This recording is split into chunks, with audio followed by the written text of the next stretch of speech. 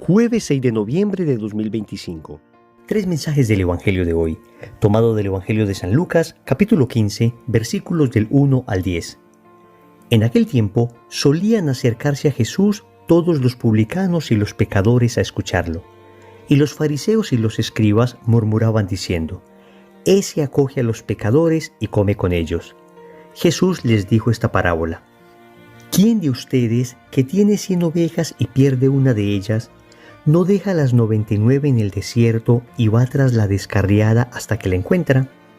Y cuando la encuentra, se la carga sobre los hombros, muy contento, y al llegar a casa reúne a los amigos y a los vecinos y les dice: «Alégrense conmigo, he encontrado la oveja que se me había perdido». Les digo que así también habrá más alegría en el cielo por un solo pecador que se convierta que por 99 justos que no necesitan convertirse. O, ¿qué mujer que tiene 10 monedas, si se le pierde una, no enciende una lámpara y barre la casa y busca con cuidado hasta que la encuentra? Y cuando la encuentra, reúne a las amigas y a las vecinas y les dice: «Alégrense conmigo, he encontrado la moneda que se me había perdido». Les digo que la misma alegría tendrán los ángeles de Dios por un solo pecador que se convierta. Palabra del Señor. Gloria a ti, Señor Jesús.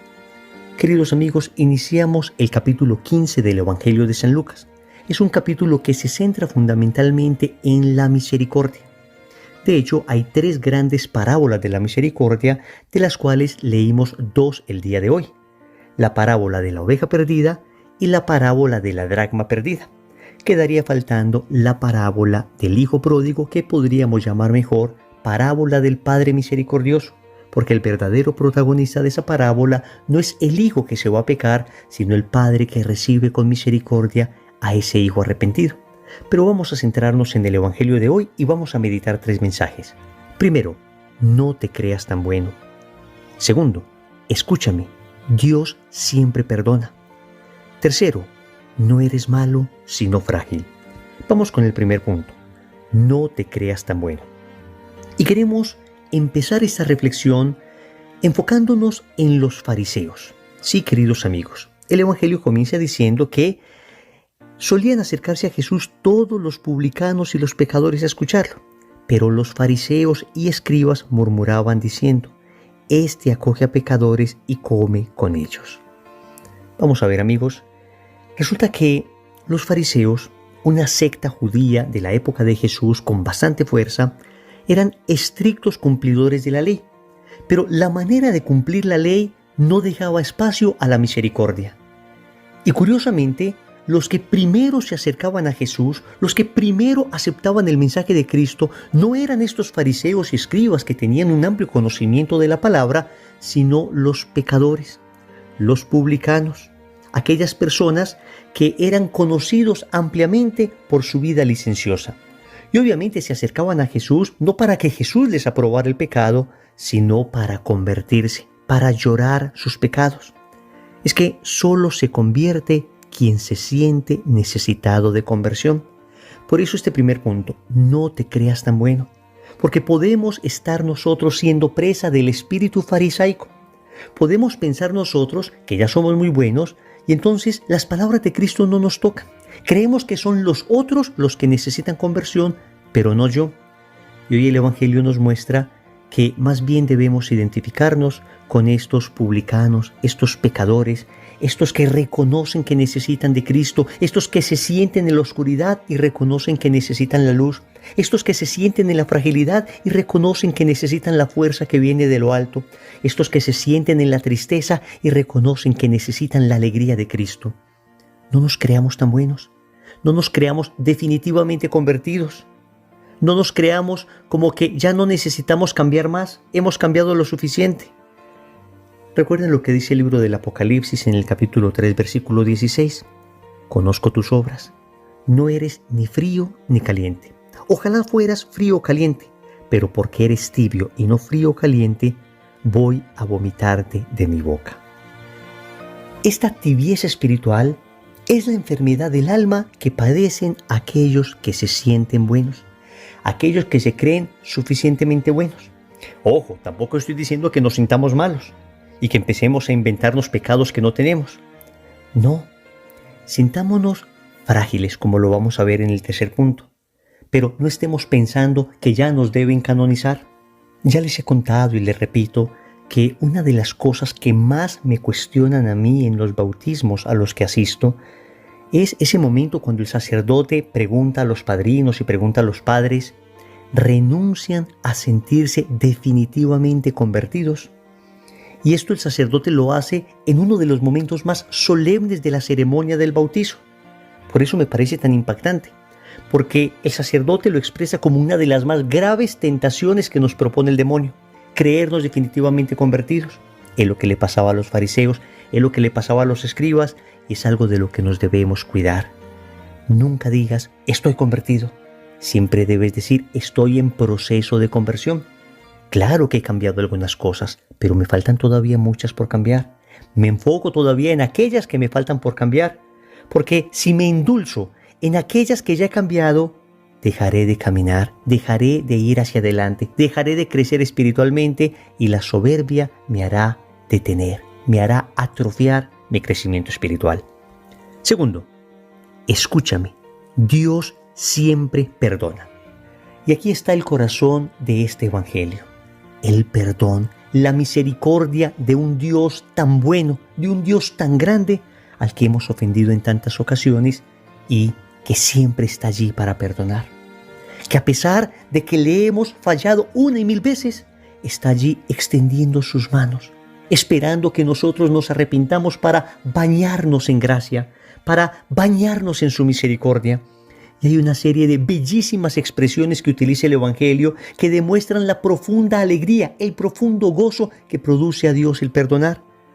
Noten que en las parábolas se utilizan estas expresiones, que el pastor estaba muy contento por encontrar la oveja y que al llegar a la casa reunió a los amigos y a los vecinos y les dijo, alégrense conmigo. Ven, estaba muy contento, le dijo a sus amigos, alégrense conmigo. También dice que habrá así en el cielo más alegría por un solo pecador que se convierta que por 99 justos que creen no necesitar conversión. Y también se expresa así el Evangelio cuando habla de la mujer que encuentra la dracma. Alégresen conmigo, dijo esta mujer a sus amigas, he encontrado la moneda que se me había perdido. Amigos, es que la alegría de Dios es perdonar. Dios se goza derramando su misericordia sobre nosotros. Escúchame esto, Dios siempre te perdona. No existe pecado, por grande que te parezca, que supere la misericordia de Dios.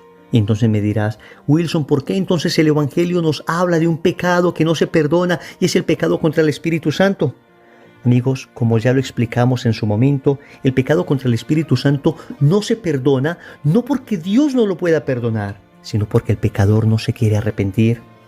No es un defecto de la misericordia de Dios, sino un defecto de la voluntad del pecador que no se quiere arrepentir.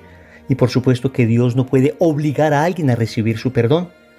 Ese pecado contra el Espíritu Santo, entonces es aquel pecado que comete una persona que no se quiere arrepentir, sea porque considera que su pecado es más grande que la misericordia de Dios y está cayendo en desesperación, o sea porque considera que esto pues no es pecado, no me parece que esté mal y no me importa que Dios diga que esté mal, entonces sería pecado por presunción. Pero de todo pecado que te arrepientas, de todo pecado del que yo me arrepienta, siempre, siempre, siempre Dios me perdonará. Dios me perdonará. Y aquí entendamos que una de las mayores estrategias del demonio es hacernos perder la esperanza y la confianza. El demonio no solamente quiere que peques. El demonio no solamente quiere llevarte al pecado mortal. Claro que ese es el primer paso. Pero después de llevarte allí, él quiere concluir su obra malévola quitándote la esperanza y quitándote la confianza en Dios, haciéndote creer que tu pecado ya no tiene perdón.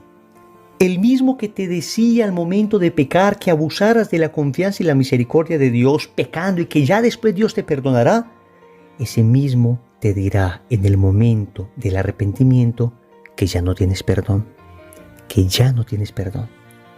No te dejes engañar, no te dejes engañar. Dios perdona todo pecado del que nos arrepintamos. Obviamente, repito, se necesita contrición.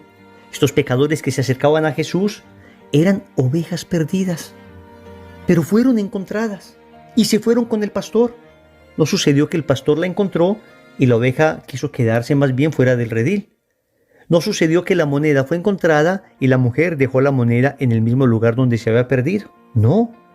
La conversión significa que he sido encontrado, he sido hallado, he experimentado la misericordia de Dios y ahora estoy con Él y ahora quiero seguirlo y ahora quiero experimentar su amor y su amor me transforma. Y hay cambios éticos y hay cambios morales en mi vida. Yo no puedo decir que he experimentado la misericordia de Dios, pero esto no me ha llevado a una verdadera conversión, a un verdadero cambio. Claro que lo primero es sentirme amado, pero después de sentirme amado debo tomar decisiones radicales y salir radicalmente del pecado. Quien experimenta en realidad misericordia de Dios, entonces se siente verdaderamente amado. Y el Señor dice que hay en el cielo más alegría por un solo pecador que por 99 que no necesitan conversión.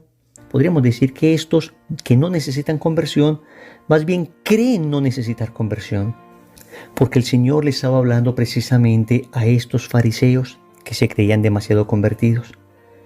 Amigos, tal vez tú y yo seamos como estos fariseos, como estos escribas, que nos creemos tan convertidos, que creemos no necesitar conversión. Pues digámosle al Señor, dame la conversión de este que es el peor de los pecados, la soberbia espiritual que me enceguece, la soberbia espiritual que no me deja ver claramente que necesito conversión. Pero Dios siempre perdona, incluso ese pecado de soberbia. Cuando por un resquicio del alma, cuando por una pequeña abertura del alma, entra la misericordia, la luz y la gracia de Dios y me muestra que he sido un soberbio, que he creído no necesitar conversión, que necesito reparar y arrepentirme profundamente de ese pecado de soberbia, pues ahí entra una catarata de gracia también en el corazón de esta persona a perdonarlo. La soberbia, que es el peor de los pecados, también es perdonada cuando nos arrepentimos de ella. Tercero, no eres malo, sino frágil. Y aquí quiero centrarme en esto. Las dos parábolas que vemos hoy son parábolas donde se muestra más fragilidad que maldad. La ovejita en realidad se perdió. No es que la ovejita quiso irse, sino que se perdió. La moneda se perdió. A diferencia de lo que sucederá en la parábola del hijo pródigo, que él se quiso ir deliberadamente, que él pidió la herencia de su padre, y pidiéndole la herencia casi que le estaba diciendo, muérete, porque la herencia se da cuando el papá se muere. Pero la actitud de la oveja y la moneda es más bien una actitud que refleja fragilidad. Y yo estoy seguro que la inmensa mayoría de veces nosotros pecamos por fragilidad, no por maldad.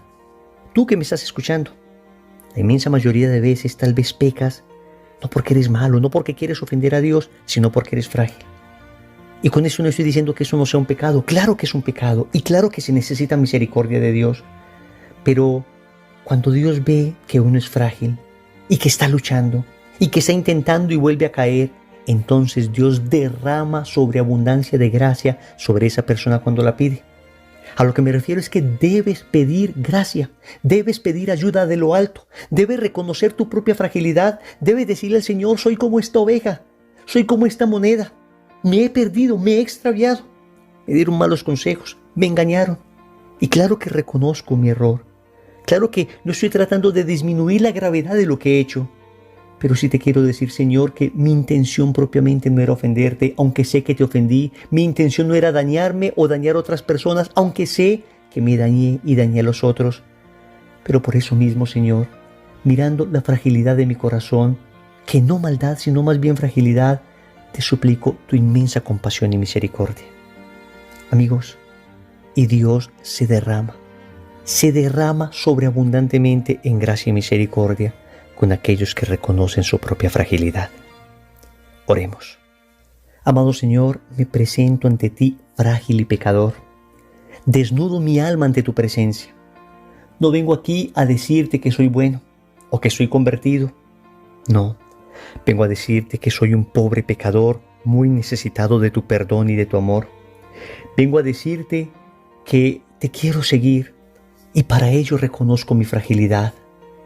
Quiero recibir la luz porque estoy en la oscuridad. Quiero recibir tu fuerza porque estoy en mi debilidad. Quiero recibir tu abrazo porque me siento solo. Quiero recibir la conversión porque sé que soy pecador. Y estoy seguro que tu misericordia siempre perdona. Y no me quiero dejar engañar más del enemigo, que me ha susurrado al oído que mi pecado no lo perdonas, que mi pecado es tan grave que supera tu misericordia. No más engaños del enemigo. No me engañará más, Señor, porque sé que tu misericordia es infinita. Sé que tu misericordia llena la tierra. Finalmente, Señor, te suplico tu gracia para esta fragilidad. Te suplico tu gracia porque sabes que más que malo he sido frágil. Te suplico esa gracia para que me ayudes a dejar de pecar definitivamente, a acercarme al sacramento de la reconciliación y a empezar de nuevo un camino contigo. Señor, dame lo que me pides y pídeme lo que quieras. Amén. Recordemos entonces, primero, no te creas tan bueno. Segundo, escúchame, Dios siempre perdona. Tercero, no eres malo, sino frágil. Compromiso. Vamos a tratar de confesarnos lo más pronto posible para allí recibir la misericordia de Dios. En el nombre del Padre, y del Hijo, y del Espíritu Santo. Amén.